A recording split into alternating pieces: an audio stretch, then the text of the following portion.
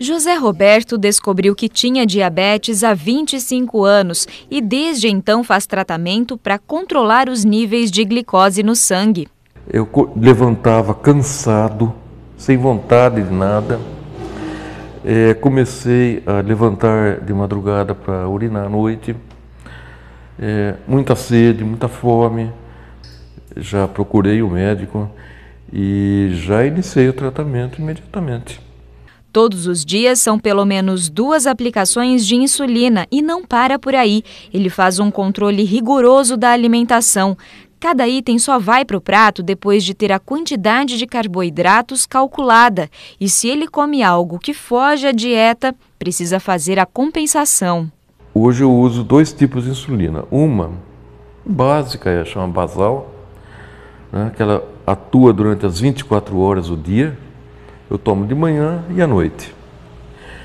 E eu aprendi a usar, o médico me ensinou, a insulina ultra rápida, que é uma que ela começa a atuar no teu organismo já em 10, 15 minutos, e em menos de 2 horas já está no máximo dela, em 4 horas ela já não existe no teu corpo. Mas a realidade de portadores de diabetes como José Roberto pode mudar num futuro próximo, a partir de pesquisas desenvolvidas neste laboratório da Unesp em Bauru. Aqui são estudados componentes chamados de bioeletrônicos, ou seja, que unem compostos biológicos e eletrônicos. A ideia é monitorar e até controlar o organismo a partir de pulsos elétricos enviados por dispositivos implantados no próprio corpo. Parece bem complicado, né? Mas o coordenador das pesquisas, o professor Carlos Graef, explica. A bioeletrônica é um assunto mais recente, dos últimos talvez 10 anos, se a gente quiser afastar um pouquinho, mas muito mais recentemente é que realmente ela tem se desenvolvido bastante, porque ela pode trazer esses ganhos que a gente viu, essa inteligência, né, que foi dada nos computadores, smartphones, para nós. Se nós tivéssemos, por exemplo, um dispositivo bioeletrônico, que poderia ser até um órgão artificial, que tivesse os sensores de insulina do sangue, ela receberia essas doses na hora da necessidade dela, e como se ela fosse uma pessoa sem a diabetes. O grande desafio é encontrar materiais que não sejam rejeitados pelo corpo humano e ainda sejam semicondutores, o que não é comum nos compostos de origem biológica.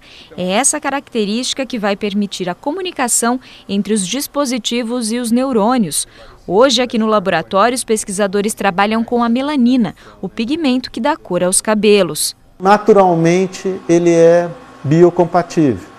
E ele é um semicondutor, então ele tem essas 2 propriedades e a gente, por causa disso, inspirado nisso, desenvolve já há vários anos sínteses diferentes da melanina na tentativa de acertar as propriedades dela para ser as melhores possíveis para uma determinada aplicação.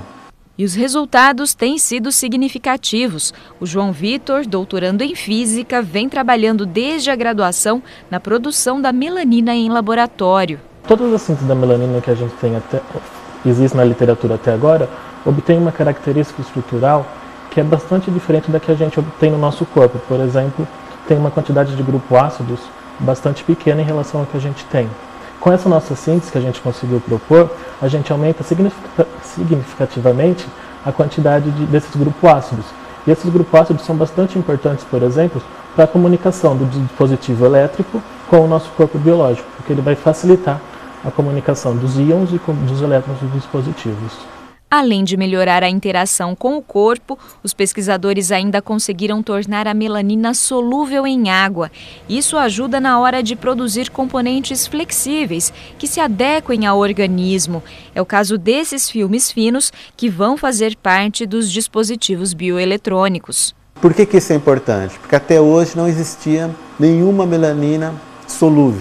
Todas as melaninas eram insolúveis. Então esse é um grande avanço que a gente conseguiu.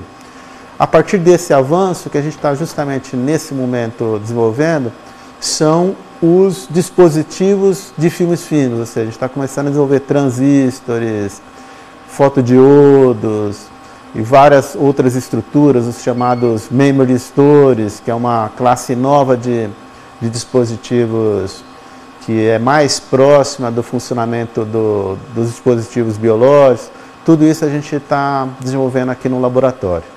Mirko é italiano e está no Brasil justamente para estudar uma dessas estruturas, os dispositivos de memória. Ele explica que as memórias que existem hoje chegaram num limite de miniaturização e, com o uso da melanina, abre-se a possibilidade de produzir memórias em escala molecular. Ela tem a vantagem de ter flexibilidade, então nós podemos realizar os nossos dispositivos de memória em materiais flexíveis. Isso dá muitas vantagens porque quando o nosso dispositivo consegue aguentar o estresse mecânico, as aplicações deles podem ser estendidas para vários utilizos que não são compatíveis com o silício, o qual é sólido e não aguenta muito bem o estresse mecânico. Outro ponto fundamental das pesquisas com bioeletrônicos é a preocupação com o meio ambiente. Como que nós estamos tentando utilizar esses materiais biológicos, eles vão ter com certeza um menor impacto ambiental, porque a melanina possui uma biodegradabilidade maior em comparação com materiais extremamente sintéticos, como o silício, que muitas vezes a dopagem do silício prevê também a utilização de metais tóxicos. Isso com a melanina pode ser evitado ou reduzido pelo menos. Os avanços são significativos e a expectativa tanto de quem estuda quanto de quem um dia possa usar essa tecnologia é grande. A gente não sente tanto interesse dos laboratórios de achar uma cura eficaz para o diabetes. Por que eles vão me curar se eu sou uma fonte de renda que gasto R$500 por mês com eles? Se a gente tiver sucesso, possivelmente em uma escala de tempo relativamente curta, a gente vai poder estar colocando esses materiais realmente dentro do corpo humano e a gente vai poder substituir isso de uma forma menos traumática possível para a pessoa.